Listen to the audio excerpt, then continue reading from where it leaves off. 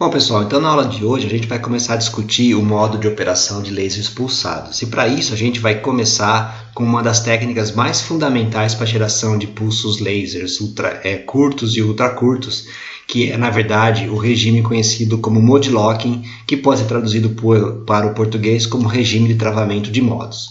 Bom, então o mode locking, na verdade, ele é uma técnica que permite que a gente faça o acoplamento dos modos de oscilação, dos modos longitudinais de oscilação numa cavidade laser, e isso é que leva à geração de pulsos ultracurtos.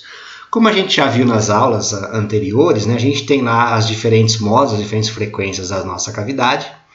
Aqui a N, N mais 1, N menos 1, dado por essa expressão aqui. N é NC sobre 2L, onde C sobre 2L aqui é o Free Spectral Range, é o intervalo livre de frequência entre esses dois modos que a gente tem. Bom, como a gente viu mais atrás, quantos desses modos de fato vão oscilar quando a gente tem um determinado meio laser, vai depender de elementos que nós temos na nossa cavidade que limitam esses modos, bem como da largura de ganho que tem o nosso meio ativo laser. Beleza. Então, no caso de pulsos, para geração de pulsos ultracurtos, a gente faz esse sistema de acoplamento de modos. O que é fazer o acoplamento de modos? É, de alguma forma, fazer com que a fase relativa desses vários modos aqui presentes na minha cavidade sejam mantidas constantes. Vamos fazer a seguinte suposição. Imagina que a gente tem N modos numa certa cavidade, que cada um desses modos EN aqui tem a mesma amplitude E0, ou seja, todos os modos aqui eles têm a mesma amplitude E0, e que esses N modos que têm amplitude E0, eles têm sempre a fase de todos eles é igual a zero, tá bom? A fase é constante, para simplificar, eu faço essa constante igual a zero. Nesse caso, qual que vai ser o campo que vai ter na saída do meu laser? Vai ser a somatória, então, do campo desses vários lasers, Então, vai ser a somatória em N do EN de T, E elevado a menos I, 2π N de T, mais o φ de T, uma expressão geral. Se a gente considerar agora que esse EN é igual a E0 e que essas fases relativas são todas zero, a expressão simplifica para essa forma que eu estou escrevendo aqui. Aqui eu só estou substituindo 2π Ni por ômega N, que é N vezes ômega 0, onde ômega 0 é C sobre 2L vezes 2π, tá bom? Que é a mesma coisa que 2π vezes Ni0, tá bom? Então eu coloco um N para fora para falar que isso daqui é o meu ômega N. Tudo bem? Então, no caso da gente ter todas as fases relativas mantidas constantes, ou seja, a gente está acoplando os modos em fase, o que está acontecendo é que a gente tem que o nosso campo vai ser dado por essa expressão. Bom, muito bem. Então essa somatória aqui vai ser o campo que eu tenho na saída do meu laser quando as fases estão todas acopladas, ou seja, quando está todo mundo em fase. Bom, isso aqui a gente pode expandir dessa forma, vai dar E elevado a I1 ômega 0, E elevado a I2i ômega 0t, E elevado a 3i ômega 0t. A gente pode tirar o E elevado a I ômega 0t em evidência, isso aqui vai dar 1 mais E elevado a I ômega 0t, mais 2E elevado a I ômega 0t, e assim sucessivamente. Ou seja, isso aqui é uma sériezinha geométrica com quociente de série E elevado a I ômega 0t, tá bom? Essa série geométrica, que é aquela que eu falei lá atrás, que tem aquele coeficiente Q, é uma série geométrica cuja somatória, é dado por isso daqui. Então, isso aqui é uma somatória, isso aqui é uma série que, na verdade, é então a somatória desse Qn, que é esse Q que a gente definiu aqui. E então a somatória desse Qn é dado por 1 menos Q elevado a N mais 1, onde N aqui é o N que eu tenho na minha soma, dividido por 1 menos Q. Então, essa soma a gente sabe fazer. E é isso que está escrito aqui nessa expressão, tá bom? Então a gente escreve que o nosso E de T, ele é E0, E elevado a I ômega 0t, 1 menos, uso aquela expressão aqui atrás para a soma da série, resultando nessa expressão aqui, tá bom? Bom, o que a gente faz agora?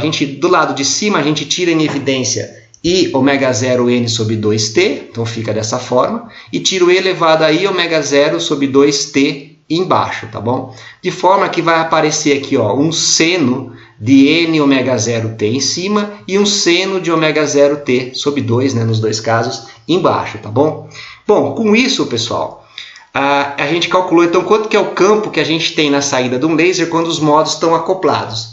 Bom, como o I ele é proporcional ao módulo do E ao quadrado, dessa expressão aqui, tirando o módulo ao quadrado, vai dar simplesmente o módulo de E0, que eu vou chamar de 0, o módulo disso é 1 e vai dar essa expressão aqui ao quadrado, que é exatamente o que está escrito aqui. Ou seja, o perfil de intensidade que você tem quando você acopla os modos da sua cavidade é dado por essa expressão I de t. E isso daqui corresponde ao quê? Corresponde a pulsos, né? Isso aqui, essa expressão, se você fizer o gráfico dela, vão ser pulsos que tem duração aqui que eu vou estar chamando de TP, que se repetem a cada intervalo aqui TC, tá bom? Então isso daqui corresponde a esses pulsos, tá bom? Com uma duração aproximada aqui TP, que é dado por 1 sobre N 0, né? Que nada mais é do que TC sobre N, e esse TC é definido como 1 sobre N 0, né? Que seria o período referente à frequência da minha cavidade, tá bom? Esse TC nada mais é, né? Já que isso aqui é 1 sobre N 0, né? Então TC é 1 sobre N 0, que é 2L sobre C, que nada mais é do que o tempo de voo na cavidade, né? 2L é o tamanho da cavidade, C é a velocidade da luz, então esse é o tempo que o fóton leva para dar uma volta na cavidade. Então essa expressão é uma expressão periódica. Isso aqui representa, então, pulsos que vão sendo gerados a cada intervalo de tempo, a cada vez que o fóton dá uma volta, né, na cavidade, ou cada vez que eu tenho o tempo de voo da cavidade. E mais interessante também, que a duração aqui desse pulso, ela é inversamente, né, proporcional ao número de modos que eu tenho acoplado na minha cavidade. Ou seja, quanto mais modos N eu tenho acoplados, né, quanto maior o número de modos que eu tiver acoplado, menor vai ser a duração do pulso, tá bom? Quanto maior for o valor de N, vai ter mais modo, mas o que limita esse maior valor de N? É a largura de banda do meio laser. Como a gente viu lá atrás, basicamente o número de modos que eu posso ter, então na minha cavidade pode ter, enfim, a minha cavidade vazia tem um monte de modos, mas os modos que vão de fato laser são os modos que estão abaixo da curva de ganho do meu meio ativo. Então, na verdade, o que limita o meu número N fisicamente é a largura de banda do meio laser, tá bom? Quanto maior for a largura de banda do meu meio laser, significa que mais modos N, mais modos, né? Então, maior o número N de modos e, portanto, menor a duração do pulso que você pode conseguir, tá bom?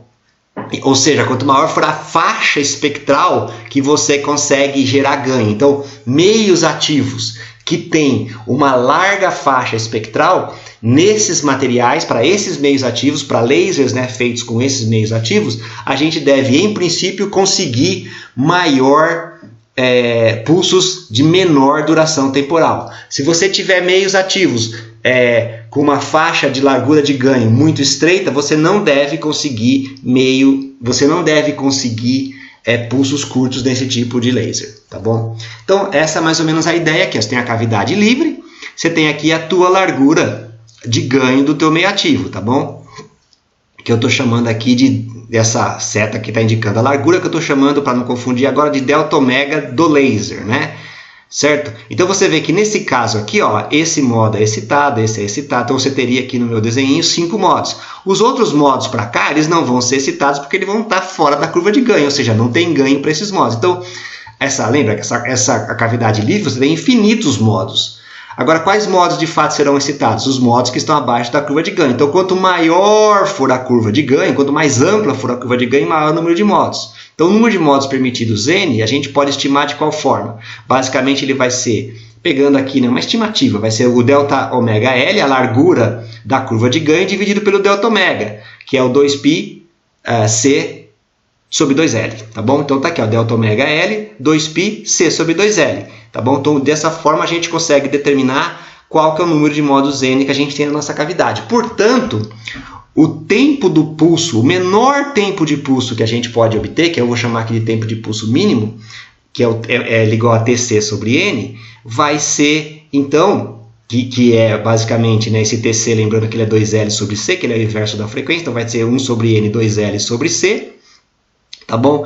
Mas esse N aqui, usando essa estimativa que a gente estava fazendo aqui, né? A gente substitui então esse N por delta ômega L, 2π C sobre 2L. Esse C sobre 2L corta com aquele 2L sobre C lá de cima. Então vai dar que o teu tempo mínimo do teu pulso vai ser 2π dividido por delta ômega do laser, tá bom? Ou seja, uma outra maneira da gente ver aqui é que quanto maior for a largura de banda do teu pulso, do teu laser, menor vai ser o pulso do teu laser, tá bom? E lembrando que esse TC que aparece aqui é o tempo da cavidade, tá bom? Então, isso daqui, na verdade, mostra pra gente uma relação tipo de incerteza, né? ΔP vezes ΔΩ é igual a 2π, né? Da ordem de 2π, tá bom? Mas o que é importante aqui saber é que quanto mais modos acoplados, menor a duração do pulso. Mas o número de modos, ele cresce com a largura do meio ativo. Então, meios que têm uma maior largura de meio ativo, né? Então, meios que têm uma banda larga de emissão vão permitir a geração de pulsos com duração bastante pequena. Bom, como eu falei, né, aquilo ali representa uma expressão do tipo de princípio da incerteza, ΔP, então, TP, T do pulso, vezes ΔΩ é igual a 2π vezes K, tá bom? Que, na verdade, é uma expressão que está relacionada ao princípio da transformada de Fourier, né? Quer dizer, para você produzir uma coisa mais curta, você tem que fazer o batimento de ondas com um número grande de frequência, como a gente já sabe de outras coisas aí, tá bom? Então, pulsos mais curtos, definitivamente, eles são gerados com meios ativos que têm maior largura de banda. Por isso, pessoal, que em pulsos ultracurtos, evita-se, quando você quer gerar pulsos ultracurtos, a gente evita o máximo possível de colocar dispositivos ou quaisquer coisa dentro da cavidade que limitam a largura de banda do teu meio ativo. Uma coisa. Segundo é que, é claro, se você está falando agora de pulsos de femtosegundos, essas larguras elas começam a ficar muito grandes, tá bom? Espectralmente. Então, do ponto de vista mais estrito assim, um pulso ultracurto, ele já não é um laser de pulso, um laser, né, que vindo de um pulso ultracurto, ele não é tão monocromático quanto se costuma dizer. Então, por exemplo, um laser lá que tem os seus 100 femtosegundos, ele tem uma largura de banda em nanômetro, né? Você, em vez de colocar delta ômega, falar delta lambda, que a gente está mais acostumado, é da ordem de 10 nanômetros. Então, o pulso de 100 femtosegundos tem uma largura espectral de 10 nanômetros. Um pulso de 30 a 40 femtosegundos tem uma largura espectral de 50 nanômetros, tá bom? Então, ele não tem um comprimento de onda bem definido, ele é 800 mais ou menos 30 nanômetros, tá bom? Bom, essa brincadeira, essa história do acoplamento de modos, ela pode ser demonstrada também utilizando a transformada de Fourier. Então, basicamente, a ideia é exatamente o que a gente estava fazendo antes. Escrevemos aqui o nosso campo, né? Que é o EN de T, que vai dar aquela somatória de EN de Ni, elevado aí 2π Ni mais o Φ, aonde esse Ni que aparece aqui é o Ni0, né? Mais N delta Ni. Tá bom? E esse delta Ni aqui é o C sobre 2L, que é o Free Spectral Range. Aqui é a mesma conta que a gente fez antes. Agora, a gente vai assumir que a fase, né? Que a fase está travada, que os modos estão travados, então com o meu φ de t é igual a φ0, tá bom? Então eu vou substituir aquele φ de t ali por φ0, e vou substituir esse Ni por Ni0 mais N delta Ni, tiro todo mundo para fora da somatória que não depende de N, então fica assim a minha expressão por hora. Bom, é interessante a gente observar que essa expressão ela se repete no tempo, que ela é periódica toda vez que o período for 1 sobre delta Ni, tá bom? Então você pode calcular ali, tem uma demonstraçãozinha bem simples, depois vocês observam com mais calma aqui, que o E de T mais, de Tzinho mais T grande, onde T grande é 1 sobre delta Ni, ele é igual ao E de T. Ou seja, essa expressão aqui de baixo, essa última expressão, ela é periódica num intervalo delta Ni, que é C sobre 2L, que é o tempo, que é a frequência da cavidade, né? Que é o inverso do tempo da cavidade, tá bom? Então essa expressão ela é periódica nesse intervalo T, por isso que ela se repete a cada intervalo T, por isso que sai a natureza periódica disso daí faz com que saia um pulso, né? A cada 2L sobre C. Beleza? Opa, errei, desculpa pessoal, bati errado aqui, mas eu volto lá rapidinho. Tá bom? Então isso daqui mostra que o sistema de fato é periódico. Fica bem tranquilo de ver. Bom, se esses nossos modos aí, eles estão espaçados, tá bom? De tal forma, né, os modozinhos da minha cavidade estão espaçados de tal forma que a separação entre os modos é bem menor que a largura de banda do laser, o delta Ni do laser, o que em geral é verdade, né? Tem uma largura de banda bem grande e esses modos, né, dado um tamanho de cavidade, eles são muito próximos uns dos outros, tá bom? Ou seja, o delta Ni L é muito maior do que o delta Ni, o que é sempre verdade, né? O delta Ni da largura de banda do laser é sempre muito maior do que a diferença espectral desses modos. Então o número de modos vai ser muito grande. Depois eu quero que vocês calculem isso aí, para vocês terem uma noção de quantos modos a gente tem numa cavidade laser, por exemplo, que a gente trabalha lá no de femtosegundos, tá bom? Mas, imagina lá, uma cavidade de 2 metros. Então você calcula quanto que dá esse delta Ni, tá bom? Esse delta Ni aí ele dá é C sobre 2L. Você faz esse 2L ser o L ser 2 metros, então vai dar C sobre 4, calcula quanto é que dá esse ΔNi. E depois você converte isso para nanometros, tá bom? Vou deixar de brincadeira para vocês fazerem. E o ΔNiL, imagina aí que em nanômetros ele é 50 nanômetros, por exemplo, 10 nanômetros. Você vai ver que isso daqui, na verdade, é muito pequeno. Então, nessas condições, como o N é muito grande, a gente pode aproximar a somatória essa somatória aqui, né? Ou mesmo essa somatória aqui, todas as somatórias, a gente pode aproximar por uma integral. Então, meu E de t vai ser igual ao E de φ0, né? Onde φ0 é toda essa constante aqui, que é esse 2πn0 mais φzinho 0, né? Que é o φ0 é o φ maiúsculo 0. A integral de menos infinito a infinito de E de ni elevado a i 2πni dni, tá bom? O que é isso daqui? Isso daqui nada mais é do que a transformada de Fourier do espectro do meu pulso. Ou seja, isso daqui é a própria definição, isso aqui é a definição transformada de Fourier. Então, isso aqui é a transformada de Fourier do E de ni, tá bom? Então, quem que é o meu E de t? O meu E de t nada mais é do que a transformada de Fourier das componentes espectrais do meu pulso E de ni, tá bom? Então, por isso que essas coisas estão sempre associadas pelo princípio da transformada de Fourier, que fala que quanto maior for a largura espectral, menor vai ser a largura temporal e vice-versa, tá bom? Se a gente considerar agora um material que tem alargamento homogêneo, esse meu E de ni é o espectro do meu laser, tá bom? Ele vai ser gaussiano, porque o alargamento é homogêneo, então ele vai ser gaussiano. Então, meu E de t vai ser a transformada de Fourier de uma gaussiana, tá bom? Que, na real, também é uma outra gaussiana. Então, meu I de t vai ser proporcional ao módulo de E de t ao quadrado, que vai ser uma coisa gaussiana também. Então, se a transformada de Fourier de uma gaussiana é outra gaussiana. Então, se você tem no espectro um alargamento gaussiano, uma forma de linha espectral gaussiana, se o seu pulso é a emissão do teu meio ativo do teu laser, ele é uma gaussiana espectral, você também vai ter uma gaussiana aqui temporal, tá bom? Que vai ser dado por essa brincadeira aqui, ó, 2t sobre tal p ao quadrado ln de 2. Esse ln de 2 aqui, ele aparece dependendo de como você ou não, né? Depende de como é que você define esse tempo do pulso aqui. No caso, ele está aparecendo porque a gente está pegando a largura a meia altura, tá bom? E aí esse cara aparece esse ln de 2.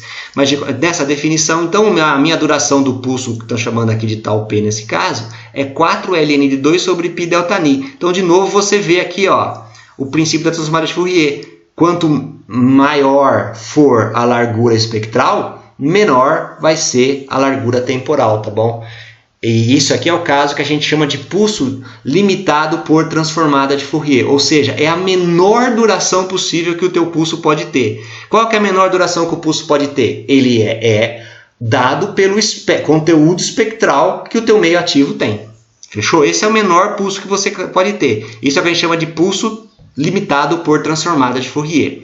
Então é o menor que a física aqui permite que a gente faça. Ele pode ser maior do que isso, porque ele sai do laser, ele tem um certo conteúdo espectral, ele sai o mais curto possível, mas aí ele começa a dispersar devido às diferentes velocidades do grupo das diferentes componentes espectrais. Beleza, pessoal? Então, recapitulando rapidinho aqui, ó, então os pulsos eles saem do laser com uma duração tal p, né? Que depende então do inverso do conteúdo espectral e com uma repetição t. Então, a duração do pulso aqui é tal p e uma certa repetição t, que t grande, né? Que é o período do pulso, que é 1 sobre ΔNi, que é 2L sobre c, tá bom? Então, por exemplo, ó, se você pegar aqui, como é que a gente sabe qual que é a taxa de repetição do laser? É bem fácil de fazer. Se você pega lá um laser de 2 metros aproximadamente e você calcula essa taxa de repetição aqui, ó, 2L sobre C, considerando o laser de 2 metros, aqui vai dar 80 MHz. Então, se você pega lá no nosso laboratório vários dos nossos lasers de fente segundo que tem ali por volta de 2 metros, eles trabalham nessa faixa aí de 80, 82, 86 MHz, dependendo um pouquinho do tamanho da cavidade. Já a duração do pulso depende, como eu falei, da largura de banda do meio ativo. Então, por exemplo, titânio safira, o comprimento de onda central dele é da ordem aqui de 800 nanômetros. Se ele tem uma largura, está centrado, desculpa, em 800 nanômetros. Se ele tem uma largura espectral de 50 nanômetros, o que acontece aqui? Ó, o ΔNi, ele é 10 a 13 Hz, tá bom? Então, como ele é 10 a 13 Hz, isso leva a uma duração aproximadamente de 30 femtosegundos. Então, com laser de titânio-safira, centrado em 800 nanômetros, com uma largura de 50 nanômetros, a gente consegue aqui, ó, durações da ordem de 30 femtosegundos, tá bom? Aproximadamente. A próxima pergunta, então, é a seguinte. Legal, Kleber, entendi o que é acoplamento de modos. Então, basicamente, está fazendo o batimento, né, de todos os modos longitudinais da minha cavidade. Então, de alguma forma, eu estou falando que eles estão em fase. Tá bom? Então, estou dizendo, olha, os modos longitudinais estão em fase, estão correlacionados em fase, então eles estão travados, e isso gera esse pulso aí. A matemática não deve estar mentindo. E tá bom, mas e como é que a gente faz isso? Como é que a gente garante que todos os modos longitudinais da minha cavidade estão travados, né? Eles estão, de alguma forma, correlacionados? Tem duas maneiras básicas de fazer, pessoal. Acoplamento de modos ativo e acoplamento de modo passivo. No acoplamento de modo ativo, se coloca um modulador dentro da cavidade, que é controlado externamente, em geral um modulador eletroóptico ou acústico-óptico, e esse modulador ali, ele controla, né? Ele fecha, aí ele abre rapidamente, aí ele bloqueia, então ele só deixa passar, por exemplo, fótons que estão sendo gerados mais ou menos no mesmo intervalo de tempo, e com isso você consegue sincronizar, digamos assim, correlacionar as fases desses modos. E a outra forma é o que a gente chama de acoplamento de modos passivo, tá bom? Que é através de efeitos ópticos não lineares que são inseridos dentro da sua cavidade. Basicamente dois. O efeito de Kerr-Lenz, né? O efeito Kerr, e o efeito de absorção saturável, tá bom? Então vamos lá para essas duas técnicas. Elas são essa parte 2, né, que é a passiva. Ele é mais... E por que é passivo? Porque você não precisa controlar externamente isso. Não é um modulador que você controla externamente. A própria intensidade da luz do laser dentro da cavidade, atuando nos meios que você coloca, nos materiais que você coloca dentro da cavidade, elas propiciam o efeito não linear. Então é autocontrolado, então é passivo. Sozinho ele se controla, tá bom? Esses dois aqui eles permitem você gerar pulsos mais curtos, né, que é os pulsos de femtosegundos que a gente vem trabalhando hoje em dia, então eu vou focar mais neles, tá bom? Absorvedor saturável. O que é um absorvedor saturável? É um determinado material que o coeficiente de absorção dele diminui quando a intensidade aumenta. Então é um material que tem uma certa absorção, tá bom? Sei lá, absorve 90% quando a intensidade é baixa. Mas quando você aumenta a intensidade, ele fica mais transparente, a absorção diminui, tá bom? Isso é o que a gente chama de absorvedor saturável. Ele satura a absorção, né? Quanto mais intensidade você joga nele, mais população você transfere para o estado excitado. Aí não tem mais como você transferir população no estado fundamental para o estado excitado, porque o estado excitado está lotado. Aí ele deixa de absorver, ele passa a se tornar transparente, tá bom? É assim que funciona. Então a gente introduz aqui na nossa cavidade o absorvedor saturável aqui, né? Absorvedor saturável, esse AS aqui, e ele vai produzir o quê? Ele produz uma perda grande no começo. Por quê? Porque no começo do meio lá, imagina, as intensidades ainda são baixas. Então ele introduz uma perda bastante grande, tá bom? E aí, como ele introduz uma perda grande, acaba que não tem intensidade suficiente para produzir emissão estimulada. Por quê? Porque a intensidade é baixa, aí ele passa pelo absorvedor saturável. A intensidade é baixa, a absorção é alta, danou-se, isso daí não vai funcionar. Acontece que estatisticamente pode acontecer a geração de um pulso no teu material, tá bom? Pode ocorrer um campo elétrico, né? Um campo eletromagnético, uma onda eletromagnética muito alta dentro do teu meio, tá bom? Estatisticamente isso pode acontecer, subitamente pode por uma pequena perturbação ali, você gera um campo elétrico muito intenso, um campo elétrico da onda eletromagnética, né? Intenso bastante para saturar a absorção e diminuir o alfa lá no absorvedor saturável, diminuir a absorção no absorvedor saturável. E aí esse campo vai ser transmitido, entendeu? Porque aí esse campo que é gerado subitamente, ele satura a absorção, mas aí então como ele satura a absorção, ele é transmitido, tá bom?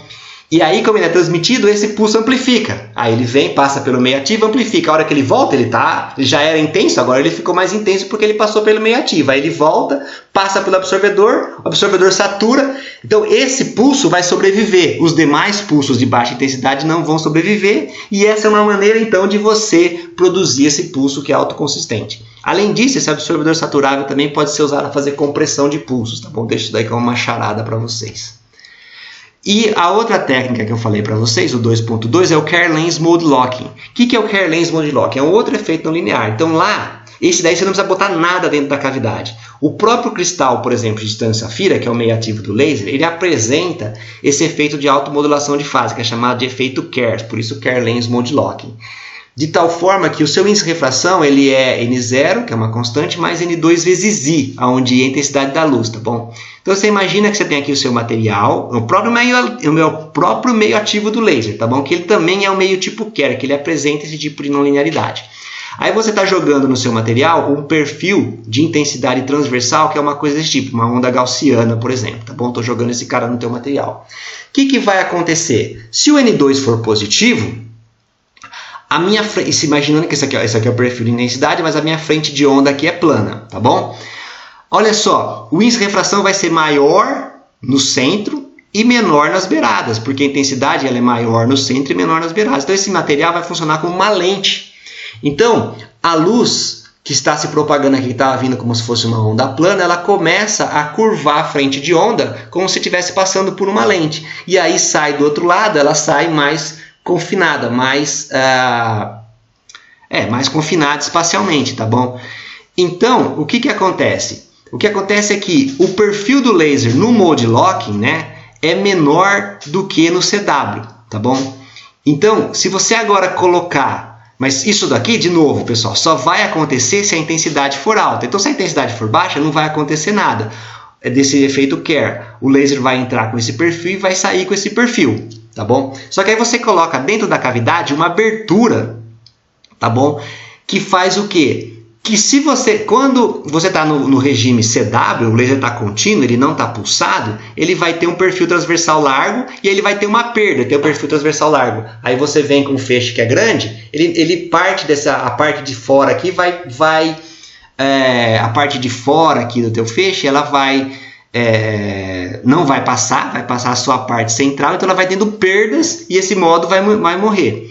Mas se você tiver uma alta intensidade, o teu feixe vai focalizar, no que ele focaliza, ele passa pela abertura. Então você vai propiciar ganho desse tipo de material. É isso que eu estou tentando dizer nessa frase aqui, ó. Tá bom? Então se você colocar uma abertura dentro da cavidade, ela vai dar menos perda para a operação mode lock do que para a operação CW, tá bom? Então, basicamente, essa daqui é a ideia, ó. Quando eu tenho baixa potência, o meu feixe está vindo aqui e não acontece nada, não muda o perfil dele. E aí você tem uma íris aqui, imagina que tem uma íris pequenininha. Quando a potência é alta, o feixe confina, ele fica menor. Se você bota uma íris aqui, vai passar perfeitamente esse feixe. Então ele vai ter menos perdas no regime de alta intensidade e mais perdas no regime de baixa intensidade. É claro que da mesma forma do absorvedor saturável é necessário um pulso inicial que tenha alta intensidade para que seja gerado o efeito Kerr aqui, tá bom? E como é que acontece esse efeito de alta intensidade? É basicamente por uma oscilação, uma perturbação na cavidade. Então, de novo, estatisticamente, quando um pulso tem intensidade muito alta, gera efeito Kerr, ele confina espacialmente, aí ele passa lá na abertura que você coloca na cavidade, aí ele volta e ele retroalimenta. Então é como se aquele evento que gerou aquele pulso de alta intensidade, ele é o evento que faz com que todas as fases ali da luz estejam correlacionadas, porque os demais eles vão ser bloqueados e vão morrer na tua cavidade, tá bom? Uma curiosidade também é que hoje em dia, se você procurar lá, os primeiros lasers mode locking, eles tinham dentro da cavidade de fato uma abertura, uma íris. Hoje em dia não tem mais uma íris. Por quê? Porque você já desenha a cavidade, já desenha os espelhos da cavidade para que o próprio tamanho dos espelhos já funcionem como íris, tá bom? Ou seja, quando ele está nesse regime aqui, ó, a luz ela vaza um pouquinho dos espelhos, então esse aqui não é o regime CW não é favorecido. E esse cara aqui vai ter um feixe um pouco mais reduzido, né? E transversalmente, e aí eles vão funcionar dentro da cavidade com menos perdas, tá bom? Então você não tem mais, já tem desenhos, os desenhos da cavidade avançaram para que não seja preciso mais colocar uma íris dentro da cavidade.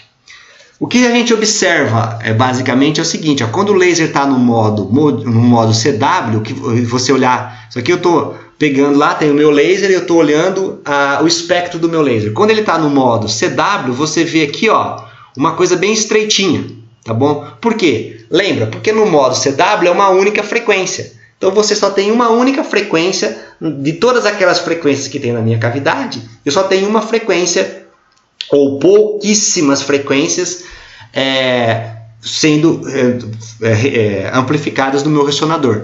Quando eu faço essa perturbação e consigo fazer a correlação entre os modos da cavidade, você vê que agora o espectro do teu laser ele fica bem largo, tá? Representado aqui pelo mode lock, porque agora isso mostra para você que você conseguiu acoplar modos que tem várias frequências espectrais, e aí a duração temporal ela vai ficar muito curta, tá bom, pessoal? Então esse daqui é o funcionamento básico do laser mode locking, que é o principal, de fato é a maneira de se produzir lasers pulsados, principalmente os lasers pulsados mais curtos. Bom, pessoal, eu queria discutir com vocês então a respeito do laser mode lock era isso. Então na próxima aula eu vou falar um pouquinho mais sobre laser pulsados, falando de laser kill switch, tá bom?